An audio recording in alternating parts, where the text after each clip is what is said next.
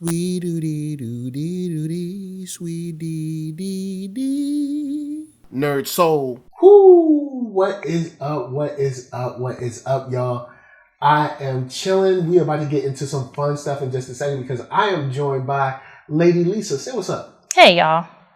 So, there is a article that dropped earlier today that I wanted to kind of talk about, go over, and I know this is a show that Lisa and I love a whole lot, which is the show Living Single. And Erika Alexander, aka Maxine Shaw, attorney at law, dropped an article titled "Why the Friends versus Living Single Twitter Beef Really Matters." And she drops a lot of stuff in here that I thought is interesting. And to bring people up to speed real quick, basically, what is it? Ross was in an article. Oh man, David Schwimmer. David Schwimmer. And it says the article starts off saying David Schwimmer's and my beef started like all things nowadays with a tweet. It was just after Sundance. A friend had sent me a link of the Guardian article, an interview with actor David Schwimmer. In it, David talked about his awareness in Hollywood as a privileged hetero white man. To demonstrate his commitment to racial diversity, he discussed his past advocacy for more diverse casts of part of a 6-person acting ensemble in his juggernaut sitcom Friends. Cool. In the article, David talked about how he pushed his producers to cast multiracial romantic relationships for his character Ross. Now, if you guys want to check out the article, you can easily check out the Guardian article or the Guardian interview. And he kind of goes into, how he noticed the lack of diversity and he wanted to have diversity. And there's a large part of his interview that seems very self-congratulatory. like he really wanted to pat himself on the back for how diverse he was. Yeah. So I'll have more to say about that in a moment. So basically, Ross, talked about, hey, he wanted to date women of color on the show. Then he said he feels like his barometer for diversity at the time was really good. He was really attuned to social issues and issues of equality. And then he said, maybe there should be an all black friends or an all Asian friends. And Erika, that's where the bus stopped. Yes, because Erika Alexander was like, hold up, though. There is an all black friends. It actually came before your show. It's called Living Single. And actually, if you think about it, Friends is the all-white living single. So, of course, this goes back and forth. And, Twitter gets a hold of it. People start arguing, going back and forth. How living single was first, how the idea was swiped, and, things of that nature. And why it's important. And this article really goes into some very testy places. But one of the main highlights, the top highlight in this article says, white ignorance is the rich fertilizer that nurtures a false supremacy. And that really is the crux of what's going on. But Lisa, I know you had some things on your mind you wanted to drop. So let's go and get into it. Well, when I was thinking about this, I want to go back to what David Schwimmer said, in quote. He said, I was well aware of the lack of diversity, and I campaigned for years to have Ross date women of color. One of the first girlfriends I had on the show was an Asian American woman, and later I dated African American women. That was a very conscious push on my part. So it's like, so you didn't push to have an Asian or African American permanent co-star, but you pushed to have a woman of color as someone you would date and discard. So it's like, when you really, really think about it, it's like, and the thing is this, I think he was very well-meaning, as a lot of white people are. You're very well-meaning, but you just missed it. It's the perfect example of when Malcolm X would reference liberal, well-meaning whites, because they're almost more dangerous because of their almost complete blind ignorance of like they really think they've like discovered something. Like they're like I'm doing things. Yeah. And it's like, yeah, that having a girlfriend for an episode, possibly two, is not diversity. No. Having a show set in New York City where I don't think we saw any like black employees. It was like you're talking black employees, Latino employees. They were in the whitest New York City. You just saw Whitey White. Yeah. And everywhere. Irwin. And it just seemed very, very off key, off center, and completely blind, well-meaning absurdity. Yeah, because I mean, where did you meet these black women and Asian women you were dating? Because in the New York City y'all was in, where were they? Would you took a day trip to Harlem? They came from Jersey, I guess. So that's just what I thought about that. You know, it's like, so you're beating your chest and poking your chest out because I made a point to date Asian and African American women. Oh, so you made a point for them to give you somebody that you could, sleep with on the show and then be done with them. Well, thank you, David Schwimmer. Thank you. Thank you so much. Another part of the article says, our digital encounter exposed two realities, one rooted in perceived stature, and the other in implicit value. Living Single had a black cast of 6 young New Yorkers living in the same complex, facing life and love together. But we were on a so-called, quote, black show, and that designation is the beginning of marginalization. So David didn't have to pay attention to our show, and frankly, why would he? If you're the king of the hill, why pay attention to, us? Mm-hmm. But believe me, you could not miss Friends. It was everywhere. Their unique recipe of heat, excitement, attracted talent, an iconic haircut, a poppin' theme song, and hard work had created a phenomenon.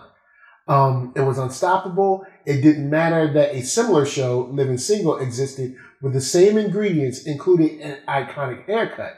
But our being marketed to mostly black audiences, to a mostly black audience, signaled to brands that we were less than and would never command a higher evaluation. But that's not just showbiz, that's America.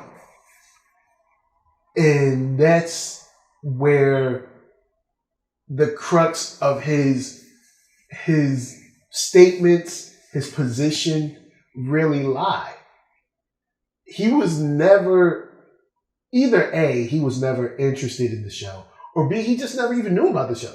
Because since the show was a black show, it never got a push to people that would be his peer group. Yeah, and I mean, let's be real. He very well may not have. I mean, I would dare say a good majority of white people never knew what Living Single was.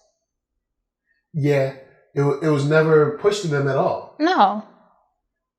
So, to his credit, he may not have known, but to take that credit right back away, if you're so attuned to social diversity, if you're so in tune and your barometer is so good, maybe you should do a little research. Maybe you should know about the shows that have existed, at least in the time that you were on TV. He won't try to do all that. That's the thing.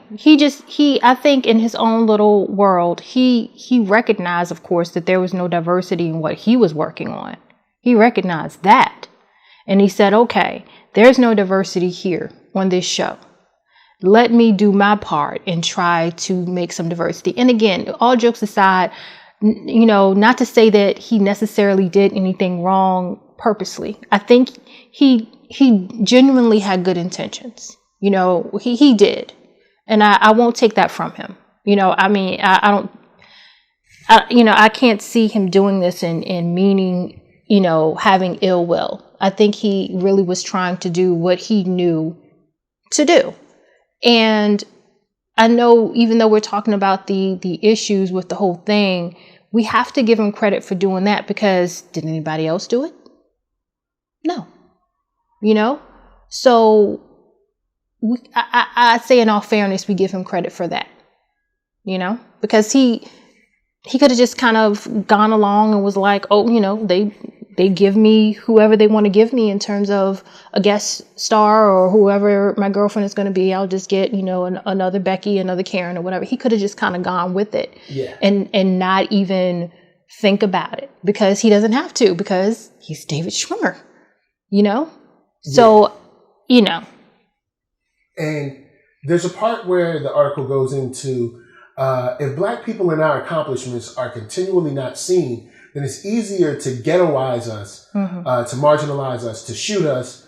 Then it's easier to maintain and teach the world the fiction that we don't exist as full participants in the American dream, that we could never be equal or better than. That's how a seemingly innocent comment from David Schwimmer reverberated into my community, scratching the wound of a historic crime and unleashed a posse of digital warriors voicing their frustration against a rigged system that so marginalizes and underrepresents us that it keeps us forever out of the multicultural mainstream. And it goes to, all of the hashtags, all of the, Oscars so white or whatever. There's nothing wrong with living single. It's not that it's a less quality. It's not, you just never know about it because it's not giving the promotion. It's not giving the promotional push. It's not giving the production cost. It's not giving all of these things. It's not giving the awards. It's not giving like late night interviews and stuff like that. It's not giving any of that. Absolutely. Which is on a tangent point, the reason Arsenio was so important to Black Hollywood in his day. And even when he returned to late night, we saw how important he was to Black Hollywood, because there were, even when he came back, and I know a lot of people wanted to clown the show, but when he came back, there were people on his couch I hadn't seen on TV in years. Yep. You think Jay Leno couldn't call those folks? Yes, he could. Yep. You think Letterman couldn't call them? Yes, he could. Jimmy Fallon, whoever was on at the time, all of Kimmel, I don't know if they were on yet, but any of those late night people, yes, they could. But they didn't. Of course they could. Yeah. They didn't. Why? Because those people do not matter to them.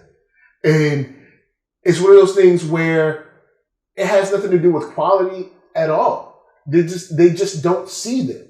And they don't see them because they don't have either, the promotion, the marketing agencies, the agents, whatever, pushing them forward. And then also, it's a system built on a system. Basically like the Matrix. It's a system built on a system. Hollywood is a system built on the American system, which is systemic racism. So it's already there. And that's one of those things where you look at this and you're like, yeah, it sure is funny that you want an all Black friends. Like, no. You're an all white living single. Living single came first. They were kicking. Actually, Friends would have been the name of Living Single, but then they changed it to Living Single. So it's like, actually, you're wrong. But it's that cluelessness, that ignorance it's grating and frustrating. Yeah. When you hear it, it's like, dude, you don't even know the history of your own show. Well, it's like, Dad, you don't even know the history of your own show. But why would he worry about the history of the show? You know what I mean? Like, why would he? You know what I mean? Why would he? Oh, and actually, we're watching Living Single on Hulu right now. Got Scooter up there. That's right. See, this is Black Lightning before he met Lynn. Before Black Lightning met Lynn, he knew Khadijah. He was trying to holler at her, but Khadijah, she was busy. You know AKA Queen Latifah, who got Queen Latifah posters in her own bedroom. Because she ain't Queen Latifah, she's Khadijah James. But what grown woman has posters of a rapper in her bedroom? Because she's really good. What grown? I'm gonna ask you again. What grown woman? Khadijah James. Yeah. He kissed Khadijah right there, Khadijah. But she was like, it ain't work out, so he had to move to Freeland. You know what I'm saying? He left New York and moved to Freeland. Anyway, but There's an update to this article, though, that I did want to end on. It said, it's rumored that Warner Brothers is near the agreement with the cast of Friends to reunite for a reunion special. That special would be for HBO Max, a new streaming service that recently paid $425 million for the rights to the show. Although terms are still being negotiated for each of the 6 stars, they may receive between $2.2 to $4 million for the reunion show. And before you ask, although I, meaning Erika Alexander, was working and could not participate, I won't post the terms offered for our 25th anniversary show. One Twitter battle a week is plenty. Let's just say it was less than $2 million. and I mean, that's it. That's it. The perceived value, you know, the inherent value, the perceived value of, oh, it's just, you know, it's just living single, whatever.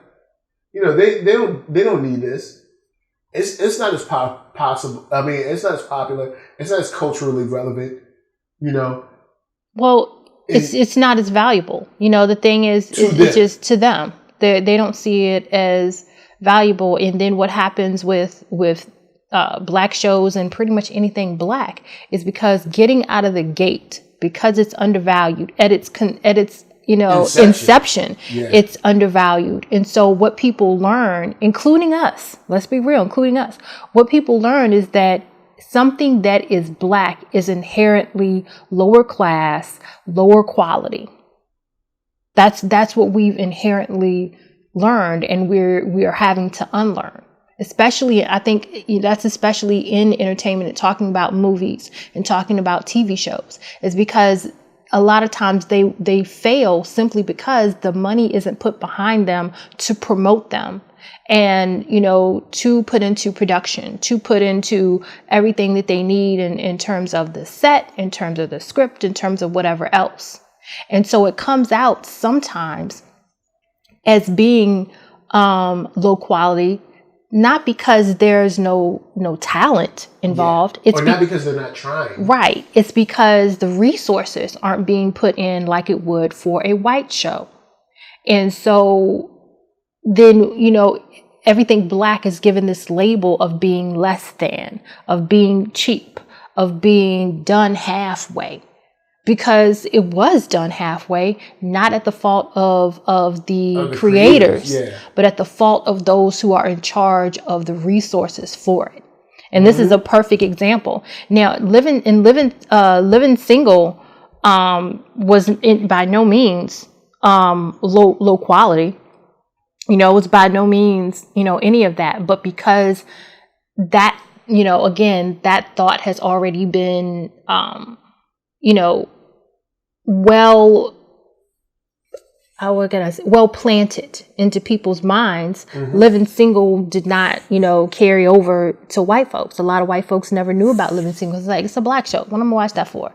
You know, it's just in their minds. Oh, it's, you know, it's just it's a black show. It's not for me. Yeah. You know, and I think that's you know, talking about that, what was huge about the Cosby Show is because by that point, you know, Bill Cosby was able to do a show where there was a lot of money behind it. And, you know, with the money behind it, you had the connections, you know, and, you know, producers and writers and everybody else to be involved that were known for other white shows. Yeah. And so, of course, you know, it was picked up by NBC, and, you know, white folks were watching it too. And that's, you know, a big part of why Cosby was huge, is because you had, you know, white kids and black kids coming to school talking about what happened on the Cosby Show last night. Okay. Yeah. Good point. And it just goes to show that, unfortunately, unlike the Cosby Show, there's so many shows, you know, like you said, that just don't get the funding, don't get the, you know, the budgets or whatever out of the gate. So, you know, they easily get that label of just being low quality. Right. And, you know, without having the marketing dollars to do anything, you know, to do the junkets or go on the late nights or or do the radio shows or, any of the stuff that, a show like Friends would get. They're just kind of lost to word of mouth. And so that leads me into another thought. All right. Given what we just said, is more reason for our dear brother, Tyler Perry, to take more time, more resources, and make quality work. Because if he does not put out quality work, he is making us into liars. Because what we are saying is that the powers that be will not put money and resources into Black film, into Black TV shows, because they undervalue it. And because they undervalue it, these shows and movies have earned a reputation of being cheap because they're Black. So it's this never ending circle. So that's why it's more important for Tyler Perry to take his resources that he does have. Oh yeah, he got money. And make better quality stuff to show, hey, Black film, Black TV shows can be very good quality. And not look rushed or not be rushed. Not look half-assed, excuse me. But, just, it's a little frustrating. I really thought about it simply because what we just said. And it's like, then you turn around and it's like, oh, hey, Tyler Perry, he has the studio and he has all this money now and he has, complete autonomy. And it's like, this is great. And then you see A Fall from Grace and it's like, what college did this? But I digress. What am I watching? And why? Oh boy. But yeah. So guys, holla at us. We're going to holla at you. Sound off in them comments. Of course, before we get going, Lady Lisa, say peace. Peace, y'all. NERDSoul, Facebook, Instagram, Twitter. Much love to all y'all. From us to you, we're just saying thank you for watching. And of course, peace. Peace.